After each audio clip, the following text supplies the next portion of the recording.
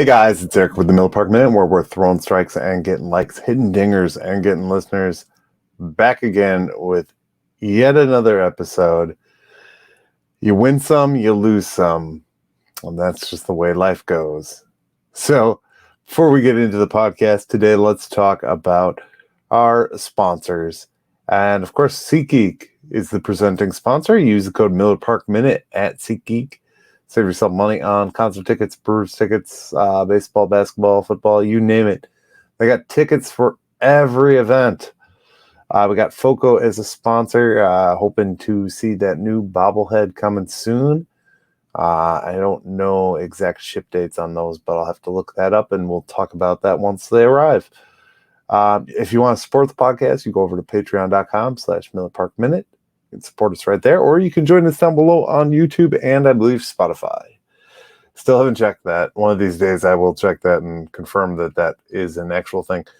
This is a daily show. It can be seen on Spotify, YouTube, iHeartRadio, CastBox, Radio Public, Apple Podcasts. We do some Twitch streams. Our lives are typically Saturdays at about 4 o'clock or after the game. Sometime. It just depends on what time the game is, really. So today we lost to the Cubs. Final in 11. Basically, let's just break into the good, the bad, and the downright ugly here. Let's get after it. So this was a well-played game by the Crew. You can't say it wasn't. I think one of the things that comes with playing the Cubs is it's always going to be intense, especially playing in our ballpark where they show up strong. Kyle Hendricks always seems to have our number no matter what happens. It just seems like Kyle Hendricks is dealing. Every now and then we'll get him for a couple, but usually we're typically getting owned. He went 6 innings, only allowing 4 hits and 1 earned run, striking out 5. We did manage to rally and come back in this game as we did in the previous game. But it took some time. We really didn't get back into contention until the 9th, which case we could not squeeze the runners over and just brought us into extras. In extras, we had opportunity to win. The sends by Jason Lane, the third base coach, were god-awful, and we didn't get there. That's the downright ugly, were those 2 sends of the runners running on third. And that's what cost us the game in extras, really, at the end of the day. Some good notes. Christian Yelich continues to hit with a 2-for-5 day. Jesse Winker had an offer. They did use yesterday's star of the game as a pinch runner. Contreras went 2-for-4. Tellez did have 1 hit. A lot of people giving Rowdy a little bit of hate lately, and it is what it is. Guys who go through prolonged slumps, you don't have enough players to. I mean, we've already used so many guys. We're in that final stretch before the All-Star break. We've got no days off. Let's hope he comes back from the All-Star break strong and just don't got to worry about it. Adames 1-for-4. Owen Miller 2-for-5 today. Turang another 2-for-5 day.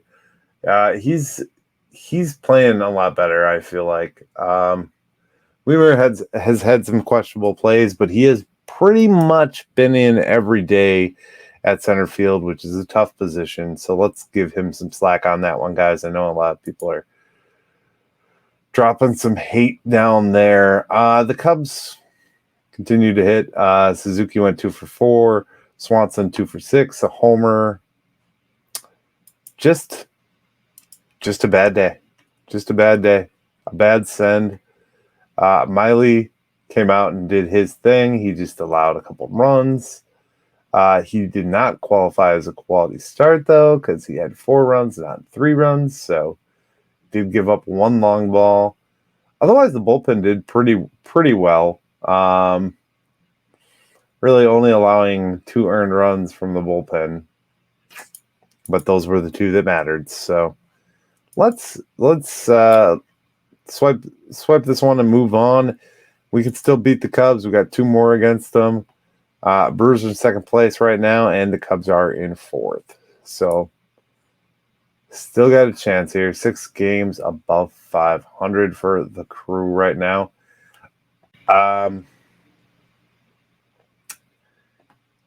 Let's talk about the power rankings. Let's get into the power rankings today. They did come out, so let's kind of see where we fall. I think we already know the top teams, but let's talk about it here. So if we go to CBS Sports has got the Braves, the Rays, the Rangers, Diamondbacks, Astros, Orioles, Marlins, Dodgers. When you get down to the Giants, the Reds. Reds are still hot. Reds have been playing hot baseball. Yankees, Phillies, Red Sox, Blue Jays, Brewers. So we rank about 15. We're up 2 spots from last week. I don't know that I talked about power rankings last week. If we go to Bleacher Report, let's see where they got us down there. Bleacher Report's always the long one, the one that I have to skim through to get. Bleacher Report counts it back to 1. So looks like New York Yankees are 14, Phillies 13, Toronto's 12, Milwaukee Brewers coming in at 11. Previous ranking was 16 in the previous week. The Brewers wrapped up a 10-game road trip with a 7-3 record. The Cincinnati Reds' recent success has seemingly lit fire under the team, made considered to be the NL Central's favorites. The two close out the first half with a 3-game series in Milwaukee this weekend. They'll meet to open the second half in Cincinnati. Beautiful, beautiful. I like the drama. We know we can't see the Athletic, but we can see MLB. So let's go talk about MLB. Read their rankings. See where they say us. Braves are number 1. Rays number 2. They haven't really moved out of the top 5. Rangers, they'll go to the D-backs. Cy Young favorite gal in there, man. Then we go Orioles, Dodgers, Marlins, Giants, Astros, Yankees, Red Sox, Blue Jays, Phillies, Brewers at 14, previously 16. So similar to the other rankings. One thing with this is we have had some that those road games really helped. Now we just need to do the same with what we did in that road series with those 3 road series victories over our home series. Then I think we end the season or end the first half of the season in a favorable position and put ourselves in a better contention for, if we could take the series from the Reds, if we could take every game, that'd be great. Don't guarantee that's going to happen, but I do think we still have a shot to take these games from the Cubs. I think we can take these next 2 games, win the series. Then we just got to play hard against the Reds. It can be done. It can be done. There's still plenty of opportunity out there for us, guys.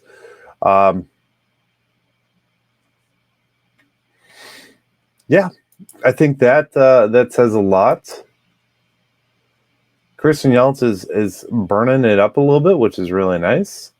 There's a nice article on MLB.com talking about how Joey Wiemer is the clubhouse favorite.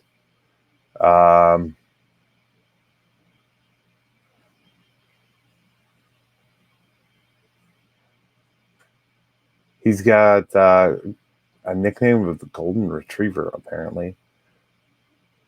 And there was actually, so Joey Wiemer was actually talked about by Corbin Burns on Talking Baseball, and he was talking about how he really enjoyed playing with Joey Wiemer and how Joey Wiemer's energy. So that there's more to a player than just how they play on the field and what they do on the field. A lot of times there's their clubhouse presence. We've talked about this in previous episodes, and he is proving himself to be very valuable to this team. So I think that's good. I think it's good to have players like that. That's very important. Guys, we're going to get more into some episodes this week. I know these last few have kind of been short ones. If you're looking for the long-form content, we are going to be bringing some long-form content. We're going to be back to regular length videos, just with the holiday weekend and everything going on. I still wanted to come at you, but it's been busy. And that's how life goes. You win some, you lose some, right? It's actually the lines from 98 Braves. So it's a song by Morgan Wallen. If you're familiar with country, you win some, you lose some. That's just the way life goes. But that's all I got for you guys today, tonight, whenever you're listening to me. Thank you for being here. Thank you for being a part of the Miller Park Minute. And always keep the feedback coming, guys. I love the comments. I love the tweets, the texts, the Facebook messages. I love it all, guys. So follow me on social media, and we'll go get them tomorrow. Thanks for watching. Have a great night. Happy 4th of July.